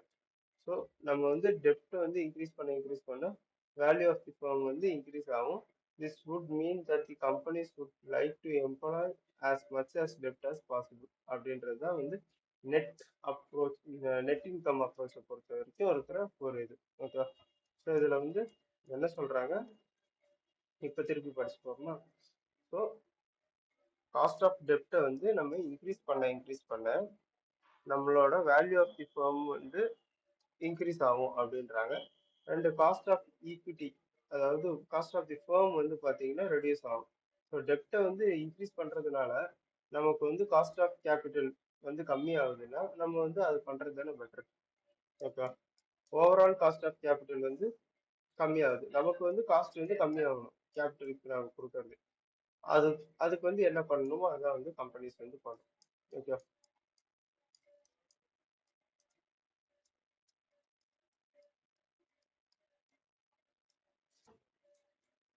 So illustration 1 வந்து பார்ப்போம். Okay,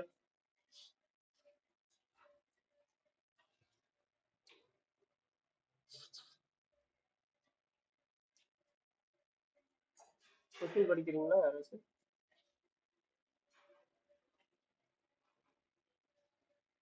Yes, sir. Illustration one question answer. ஆமா Hello. ஆமா Uh, illustration. Super manufacturing company expects to earn net operating income of rupees 1,50,000 annually. The company has 6 lakh rupees 8% debenture. The cost of equity capital of the company is 10%. What would be the value of the company? Also calculate overall cost of capital. Okay. So இப்போ நம்மகிட்ட என்னென்ன information இருக்கு? Um, annually வந்து annual income இருக்கு, net operating ஓட annual income இருக்கு. அதுக்கப்புறமா the company has 6 lakh 8% debenture sir. ம் 6 lakhக்கு 8% debenture. ஆமா 6 ஆ லேக்கு 8%, அதாவது 6 லேக்ஸ்ன்றது டிபெஞ்சரோட வேல்யூ. ஓகேவா? ஓகே ஓகே 8%ன்றது டிபெஞ்சருக்கு நம்ம கொடுக்குற இன்ட்ரெஸ்ட் ரேட். எஸ் ஓகேவா? Yes sir. இங்க The number cost of of equity டிபெஞ்சர்ஸ்லாம் capital கொடுக்கல. அதனால ஸ்ட்ரெயிட்டா வேல்யூவே கொடுத்துட்டான். ஓகே, is yes, கொடுத்துருந்தாங்க நம்ம அதுக்கு மல்டிபிள் பண்ணி கண்டுபிடிச்சோம். okay sir. The இந்த cost cost of of equity capital வந்து equity capital வந்து 10%. ஓகே, அது இதுதான் எதோட நமக்கு equity capital? ஈக்விட்டி கேபிட்டலோட காஸ்ட்னா நம்ம காஸ்ட் ஆஃப் ஈக்விட்டி கண்டுபிடிச்சிருப்போம்ல, அது dividend by Okay. Okay. Market price. So அந்த இதுல வந்து கண்டுபிடிச்ச ஒரு காஸ்ட் ஆஃப் கேபிட்டல். ஓகேவா? ஈக்விட்டி கேபிட்டல் அந்த இது வந்து 10% இருக்கு. ஸோ இப்போ வேல்யூ ஆஃப் தி கம்பெனி என்னன்றதை கண்டுபிடிக்கணும், அண்ட் காஸ்ட் ஆஃப் கேபிட்டலும் கண்டுபிடிக்க சொல்றேன். எஸ் இப்போ வந்து பாத்தீங்கன்னா வேல்யூ ஆஃப் தி ஃபார்ம் வந்து நம்ம எப்படி கண்டுபிடிப்போம்னா, நமக்கு எவ்வளவு இன்கம் வருது, அதுல வந்து நம்ம வந்து எவ்வளவு வந்து இது வச்சிருக்கோம் அப்படின்றத வச்சு பார்ப்போம். ஓகே, ஸோ ஃபர்ஸ்ட் இன்கம் வந்து நமக்கு 1,50,000 வந்து ஆனுவலி வருது. ஓகே, அப்போ ஆனுவலி வந்து வருதுன்னும் போது 1,50,000 நெட் ஆப்ரேட்டிங் இன்கம் வருது.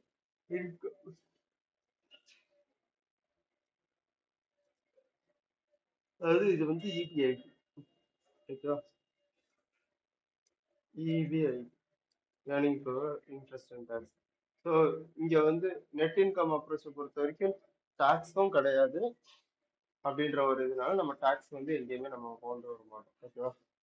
இந்த அசம்ஷன் பேஸ் பண்ணி டாக்ஸ் கிடையாது. ஓகேவா? இது எல்லாமே ஒரு தியரிஸ். ஓகேவா? ஒருத்தர் எழுதின தியரி, இந்த தியரி படி இப்படி ஆகுது அப்படின்ட்டு.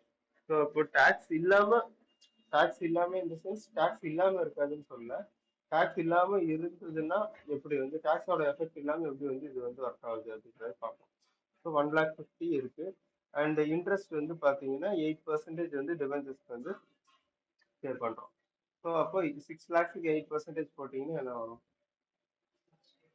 6 lakhs into 8%. ஓகே, ஸோ 8% போடும்போது 4,48,000 வந்து வரும். கரெக்டா? 6 into 8%, 48. கரெக்டா? ஸோ 48,000 வந்து வந்துடுது. So earnings available to equity share holders வந்து இந்த இன்ட்ரெஸ்ட் போக பேலன்ஸ் இருக்கிறது earnings available to equity share holders. Equity share ஹோல்டர்ஸ்க்கு வந்து நமக்கு வந்து எவ்வளோ ரேட் வந்து காஸ்ட் ஆஃப் கேபிட்டல்? ஸோ 10%. ஓகேவா? இந்த காஸ்ட் ஆஃப் கேபிட்டல் 10% போது அவங்களோட வேல்யூ வந்து எப்படி இருக்கும்னா 10% டிவைட் பண்ணா என்ன வருமோ அது வந்து வரும். ஓகே, புரியுதா? இந்த பார்ட் உங்களுக்கு புரியுதா? ஏன் இதை 10%ஆல டிவைட் பண்றோம் அப்படின்ட்டு?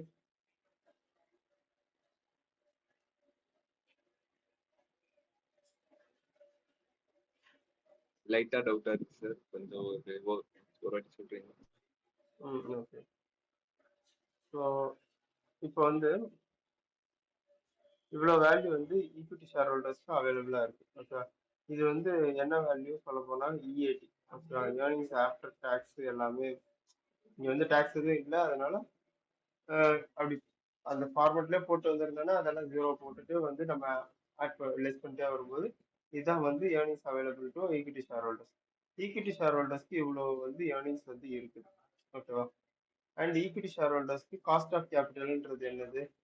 அவங்களுக்கு நம்ம கொடுக்க போற டிவிடெண்ட்கான காஸ்ட். ஓகே, டிவிடெண்ட் ஆர் அவங்களுக்கு வரப்போற ரிட்டர்னுக்கான காஸ்ட். கரெக்டா? கம்பெனி சைட்ல இருந்து என்ன காஸ்ட் வந்து ஈக்விட்டி ஷேர் ஹோல்டர்ஸ்க்கு பண்ண போறாங்க. ஓகே, அண்ட் இது ஃபுல்லாவே ஈக்விட்டி ஷேர் ஹோல்டர்ஸ்க்கு அவைலபிளா இருக்கிற ஃபண்டுன்னும் போது, அண்ட் இந்த 10%ன்றது அது ஈக்விட்டி ஷேர் ஹோல்டர்ஸ்க்கு நம்ம கொடுக்குற காஸ்ட்டுக்கான பெர்சன்டேஜ்னும் போது, இது ரெண்டத்தையும் டிவைட் பண்ணோம்னா நமக்கு கிடைக்கிறது வந்து வேல்யூ கிடைக்கும். அதாவது இப்ப மார்க்கெட் வேல்யூல இவ்வளவு பெர்சன்டேஜ் தான் வந்து அவங்களோட காஸ்ட் அப்படின்றத நம்ம வந்து டிட்டர்மைன் பண்ணி வச்சிருக்கோம் காஸ்ட் ஆஃப் கேபிட்டல்ல, காஸ்ட் ஆஃப் ஈக்விட்டி ஷேர் கேபிட்டல்ல. கரெக்டா? இந்த 10%ன்றது என்னது? Cost to the equity holder by company. ஓகேவா? ஸோ கம்பெனி வந்து ஈக்விட்டி ஷேர் ஹோல்டர்ஸ்க்கு வந்து இவ்வளோ பெர்சன்டேஜ் வந்து கொடுக்கணும். அண்ட் இங்க வந்து ஒரு வேல்யூ வந்து இருக்குது. ஓகேவா?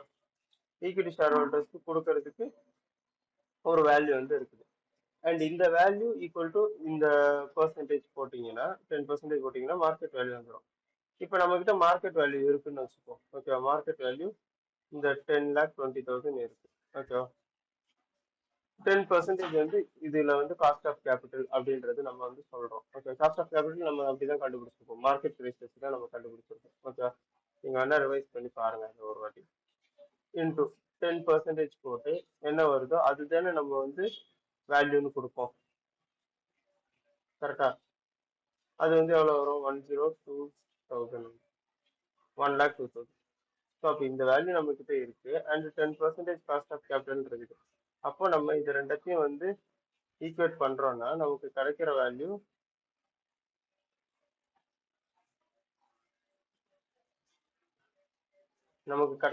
வந்து பாத்தீங்கன்னா மார்க்கெட் வேல்யூ இருக்கும். ஓகே, புரியுதா? இப்போ புரியுதா?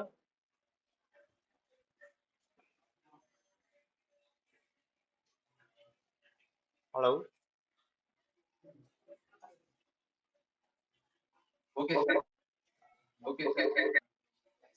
சரி, okay. So market value of டெப்ட் வந்து பாத்தீங்கன்னா 6 lakhs அப்படியே வந்து எடுத்து போட்டுக்கணும். ஏன்னா டெப்ட் வந்து மார்க்கெட்ல வந்து இல்ல அப்படின்ற ஒரு அண்ட் இது டெப்ட்ன்றது வந்து மேபி லோனா கூட இருக்கலாம், இல்லை டிவெஞ்சர்ஸ் அதை லிஸ்ட் பண்ணாம இருக்கலாம், எந்த ஃபார்ம்ல வேணா இருக்கலாம். ஸோ அதனால டெப்ட் வந்து அப்படியே வந்து நம்ம எடுத்துக்கிறோம். ஓகேவா? 6 lakhs.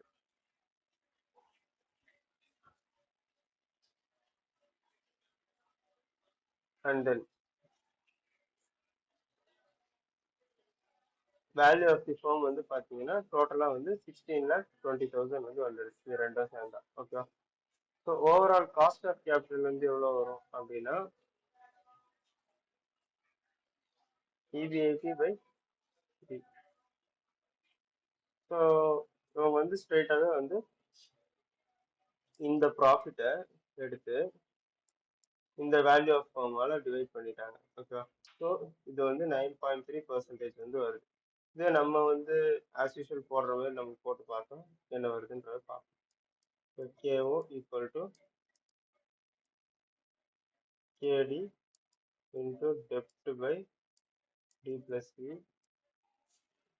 And plus கேஇ equal to கேஇ into equity by dept plus equity. Okay, so இங்கே வந்து ஃபார்முலா வந்து போட்டாச்சு. கேடி வந்து என்ன வேல்யூ? காஸ்ட் ஆஃப் டெப்ட் வந்து 8%. கரெக்டா? 8% இன்ட்டு 6 lakhs, 6 lakhs by 16,20,000. ஓகேவா? ப்ளஸ் 8%க்கு அப்புறம் இது என்னது? 12%ஆ இல்லை 10%? 10%. 10% இன்ட்டு 10,20,000. ஓகேவா? 10,20,000 is 16,20,000. ஸோ 8% இன்ட்டு இந்த வேல்யூ வந்து ப்ரொபோர்ஷனேட்டாக எடுங்க பார்ப்போம். 6 lakhs divided by 16 lakh 20,000 into 8.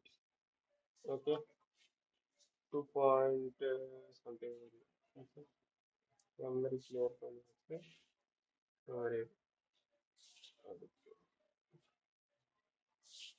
10 lakh 20,000 divided by 16 lakh 20,000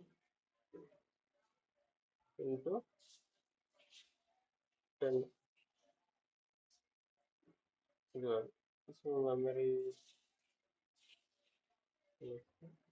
memory இதான் 9.26 வருது. அதுதான் வந்து 9.3ன்ற மாதிரி வந்திருக்கு உங்களுக்கு. ஓகேவா? புரியுதா?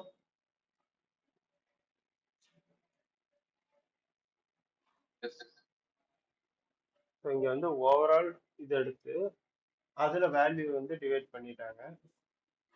பட் இங்க வந்து பாத்தீங்கன்னா நம்ம வந்து ஒவ்வொரு இதுக்கும் வந்து இது போட்டோம்.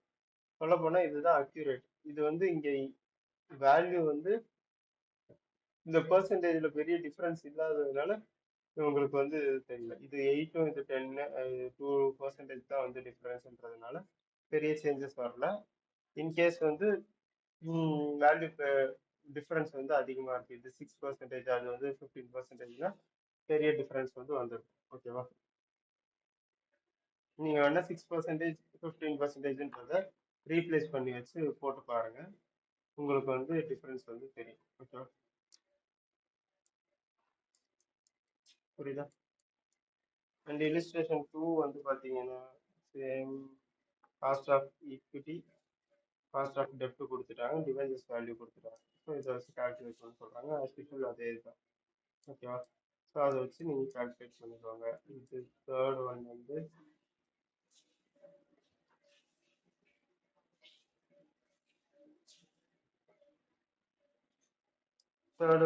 நீங்க பாண்ட் வந்து யூஸ் பண்றீங்க அண்ட் இன்க்ரீஸ் ஆகுதா? Compute the value of Elite Limited from the following figures. Calculation the proportion of the debt increases from 3 lakhs to 4 lakhs. If everything else remains equal, what will be the value?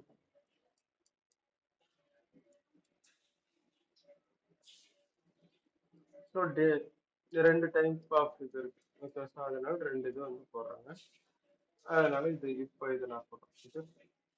So EPIT வந்து 1 lakh இருக்கு, bond வந்து 3 lakhs இருக்கு, and அது பாண்டுக்கு 10% வந்து cost of equity, I mean cost of bond, and cost of equity வந்து 14%, 14. Okay, so as usual நம்ம டெப்ட் வந்து ஈக்விட்டி வந்து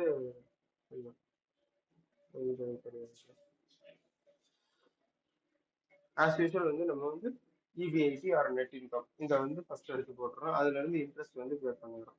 இன்ட்ரெஸ்ட் வந்து 10% ஆஃப் 3 lakhs போது 30,000 வருது. அந்த 30,000 போக 70,000 வந்து ஏர்னிங்ஸ் வந்து இருக்கு. சின்ஸ் வந்து டேக்ஸ் வந்து இல்லைன்றதுனால இதுவே வந்து ஏர்னிங்ஸ் ஃபார் ஷேர் ஹோல்டர்ஸ் அப்படின்னு சொல்றாங்க. ஓகே, ஏன்னா இங்க வந்து no taxes approach. So share holders வந்து எவ்வளோ வந்து ஏர்னிங்ஸ் வந்து வச்சிருக்காங்கன்னா 70,000. இப்போ மார்க்கெட் வேல்யூ என்ன? 70,000 பை 14%, அவங்களோட ரெக்குயர்மெண்ட். ஷேர் ஹோல்டர்ஸ்க்கு வந்து 70,000 இருக்கு, அண்ட் அது அவங்களோட காஸ்ட் ஆஃப் கேபிட்டல் 14னா அப்போ மார்க்கெட் வேல்யூ எவ்வளோவா இருக்கணும்? 5 lakhs வந்து இருக்கணும். ஓகே, ஸோ 5 lakhs வந்து மார்க்கெட் வேல்யூ இருக்கு அப்படின்ற மாதிரி வந்துச்சு. அடுத்து மார்க்கெட் வேல்யூ ஆஃப் டெப்ட் வந்து பார்த்தீங்கன்னா 3 lakhs அப்படியே வந்து மெயின்டைன் ஆகும். ஸோ இது டோட்டலாக 8 lakhs இருக்கு. ஓவரால் காஸ்ட் ஆஃப் கேபிட்டல் வந்து பார்த்தீங்கன்னா 1 lakh வந்து ப்ராஃபிட், அண்ட் 8 lakhs வந்து cost of capital value of. So that நமக்கு கிடைக்கிறது வந்து காஸ்ட் ஆஃப் கேபிட்டல் 12.5% வந்து வருது. ஓகே, இப்போ டெப்டோட இது வந்து இன்க்ரீஸ் ஆகுது, 3 lakhs to 4 lakhs ஆகுது அப்படின்னா எப்படி? 4 lakhs ஆகுதுன்னு 4 lakhsக்கு வந்து 10% இது பண்ணுவீங்க, இங்கே 40,000 வந்து பே பண்றீங்க. ஓகே, ஸோ இங்கே 60,000 வந்து ஷேர் ஹோல்டர் ஏர்னிங்ஸ் வருது. 60,000 பை 14% 4,28,000 சம்திங் வருது. Okay. And market value of டெப்ட் வந்து பார்த்தீங்கன்னா 4 lakhs இப்போ மாற்றணும். ஸோ 4 lakhs அப்படியே வருது. இப்போ என்ன ஆகுது, 8,28,000 வந்து வருது. ஓகே. ஸோ இங்கே வேல்யூ வந்து இன்க்ரீஸ் ஆகுது.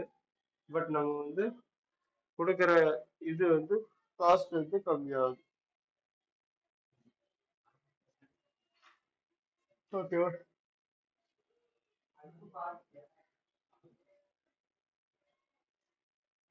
எதனால இதுதான் லிவரேஜோட எஃபெக்ட். ஸோ டெப்ட்டுக்குள்ள நீங்கள் போயிட்டீங்கன்னா டெப்ட் வந்து உங்களுக்கு ஒரு எக்ஸ்டென்ஷன் வந்து கொடுக்கும். அந்த எக்ஸ்டென்ஷன் தான் வந்து லிவரேஜ்னு சொல்கிறாங்க. ஓகே, புரிஞ்சுதா?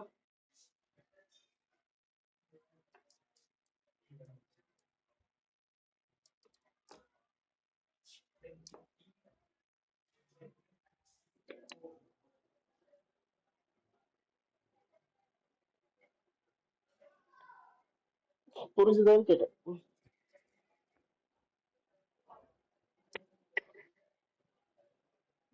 ஓகேடா சார், கொஞ்சம் ம். லைட்டா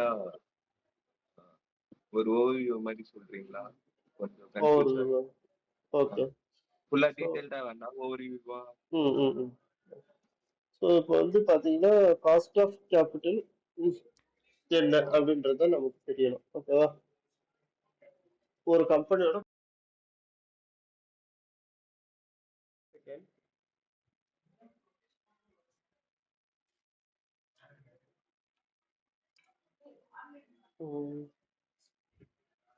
நான் எக்ஸஸ் சேவ் பண்ணிக்கிறேன்.